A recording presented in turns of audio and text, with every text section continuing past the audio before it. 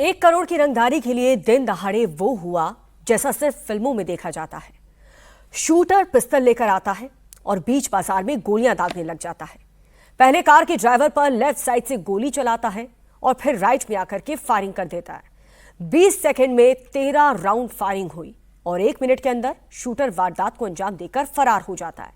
बीच सड़क पर दिन दहाड़े मर्डर हो जाता है और इस शूट आउट का ऑर्डर हिंदुस्तान से 3600 किलोमीटर दूर से आया था। गैंगस्टर, शूटर और मर्डर की खौफनाक कहानी इस रिपोर्ट में देखिए। 20 सेकंड में 13 राउंड फायरिंग हुई।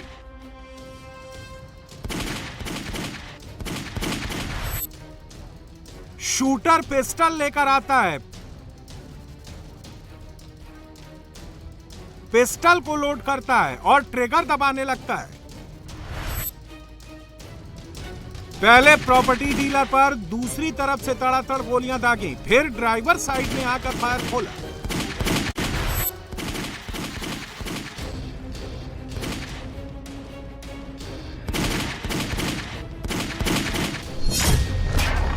चंडीगढ़ के सेक्टर 9 में दिन दहाड़े प्रॉपर्टी डीलर को गोलियों से भून दिया गया। रंगदारी नहीं देने पर प्रॉपर्टी डीलर का सरेआम मर्डर हो गया।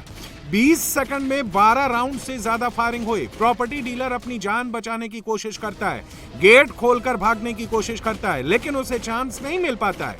शूटर ने प्रॉपर्टी डीलर को उसकी कार में ही ढेर कर दिया और 24 घंटे के अंदर ही बाइक सवार शूटर का भी हिसाब हो गया। दोनों शूटर का हाफ एनकाउंटर हो गया। चंडीगढ़ में शूटर्स ने इतनी गोलियां दागी, इतने पीतल बरसाए कि चंडीगढ़ की मार्केट में गोलियों के खोखे का अंबार लग गया। चंडीगढ़ में पुलिस टीम और फॉरेंसिक टीम को 13 खोखे और कुछ बुलेट भी बरामद हुई हैं।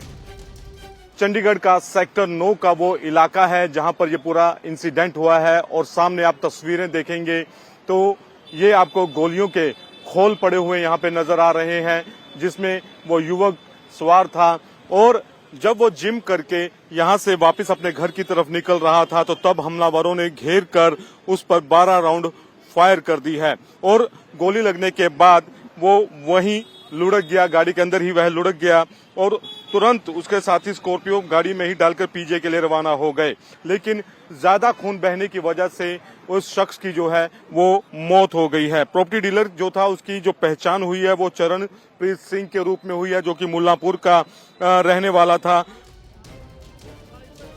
ये ठीक उसी वक्त की तस्वीरें हैं जब बाइक सवार शूटर्स ने प्रॉपर्टी डीलर चमनप्रीत को अपने टारगेट पर लिया था।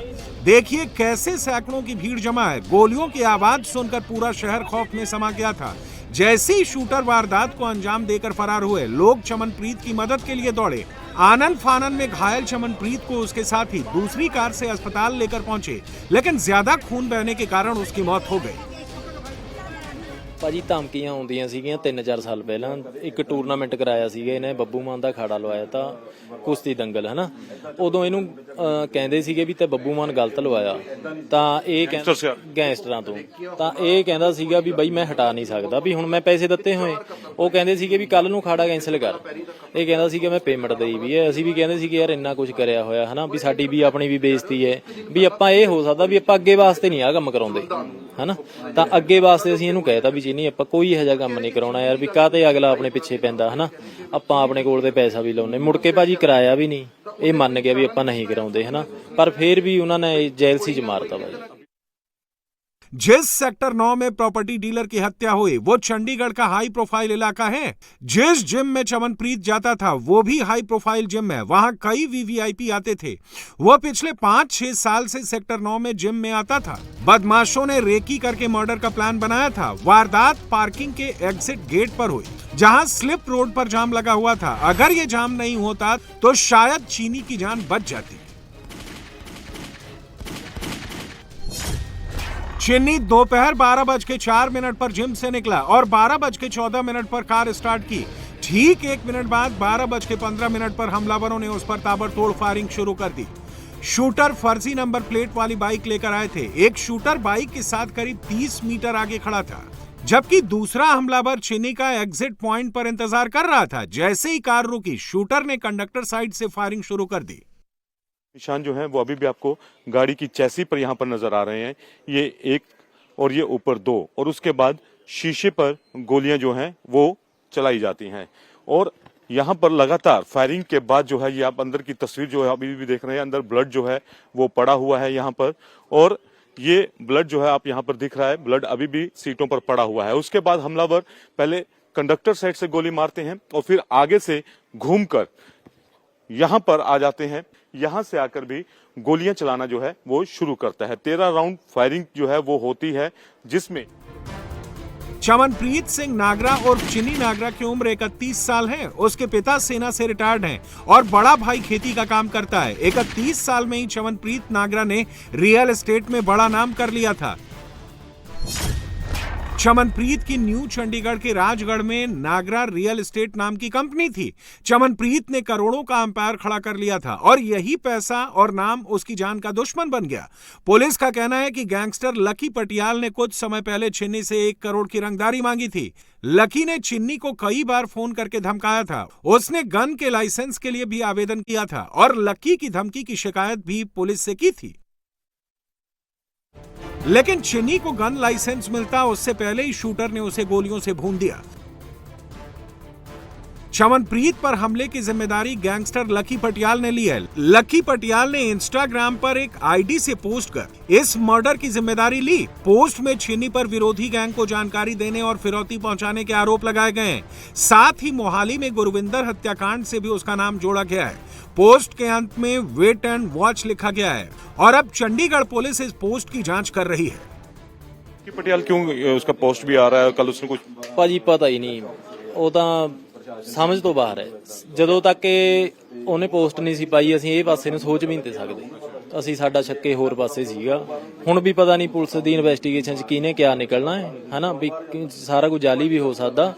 ਪਰ ਲੱਕੀਰਾਂ ਨਾਲ ਉਹ ਭਾਜੀ ਜਾਂਦਾ ਰਿਹਾ ਪਹਿਲਾਂ ਯੂਨੀਵਰਸਿਟੀ 'ਚ ਹਨਾ, ਲੱਕੀਰਾਂ ਨੂੰ ਇਹ ਕੰਮ ਨਹੀਂ ਸੀ ਕਰਨਾ ਚਾਹੀਦਾ। ਜੇ ਹਾਂ ਸੀ ਉਹਨਾਂ ਦੇ ਮਨ 'ਚ ਤਾਂ ਮੇਰੇ ਵਰਗੇ ਮਤਲਬ ਹਾਂਜੀ ਲੱਕੀ ਨੇ ਕਿਹਾ ਵੀ ਮੈਂ ਇਹਦੀਆਂ ਬੌਂਸਰਾਂ ਦੀਆਂ ਡਿਊਟੀਆਂ ਲਵਾਉਂਦਾ ਤਾਂ ਇੰਟਰਵਿਊ 'ਚ, ਤਾਂ ਲੱਕੀ ਨੂੰ ਕਿਸੇ ਨੂੰ ਮੇਰੇ ਵਰਗੇ ਨੂੰ ਯਾਰ ਲੱਕੀ ਦੇ ਹੋਰ ਵੀ ਭਰਾ ਐ ਜਿਹੜੇ ਚੀਨੀ ਨਾਲ ਵਰਤਦੇ ਆ ਉਹਨਾਂ ਨੂੰ ਦੱਸਣਾ ਚਾਹੀਦਾ ਤਾਂ ਵੀ ਯਾਰ ਚੀਨੀ ਗਲਤ ਕਰ ਰਿਹਾ ਵੀ ਇਹਨੂੰ ਹਟਾ ਲਓ। ਜੇ ਚੀਨੀ ਨਾ ਹਟਦਾ ਫਿਰ ਇਹਨੂੰ ਮਾਰ ਦਾਂ।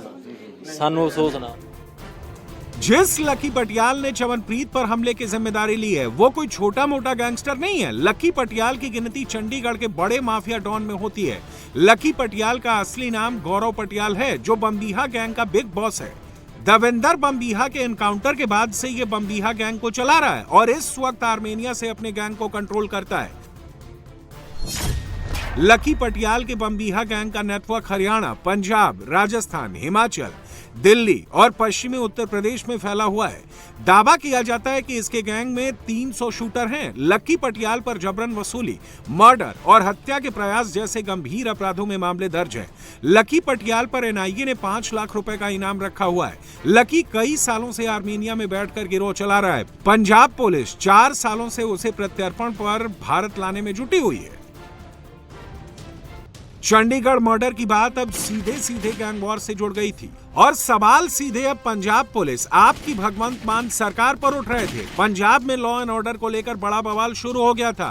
गवर्नर ने पंजाब पुलिस के अधिकारियों को तलब किया था, जिसके बाद चंडीगढ़ पुलिस पर इस केस को जल्द से जल्द सॉल्व करने का प्रेशर था और पंजाब की एंटी गैंगस्टर टास्क फोर्स ने दोनों आरोपियों को 24 घंटे के अंदर ही गिरफ्तार कर लिया। चमनप्रीत सिंह का परिवार योगी मॉडल से इंसाफ की मांग कर रहा था। हत्यारों के एनकाउंटर से पहले पोस्टमार्टम ना करवाने की मांग कर रहा था और पंजाब पुलिस ने योगी मॉडल की डिमांड पूरी कर दी है। ये जो दोनों कमरे में गोली खाने के बाद घायल पड़े हुए हैं, ये वही शूटर हैं जिन्होंने चंडीगढ़ में प्रॉपर्टी डीलर पर गोलियां चलाकर पूरे पंजाब को दहलाया था। ये जो ब्राउन शर्ट वाला है। लेकिन जब पंजाब पुलिस ने इनकी लोकेशन ट्रेस की तो दोनों को भागने का कोई मौका नहीं मिला। दोनों शूटर्स का निशानची बनने का सारा शौक हवा हो गया। शूटर ने चमनप्रीत के पेट, छाती और बाजू पर गोलियां मारी थीं। पंजाब पुलिस ने भी योगी मॉडल के हिसाब से इनका इलाज किया है। टांग में गोली मारी गई है।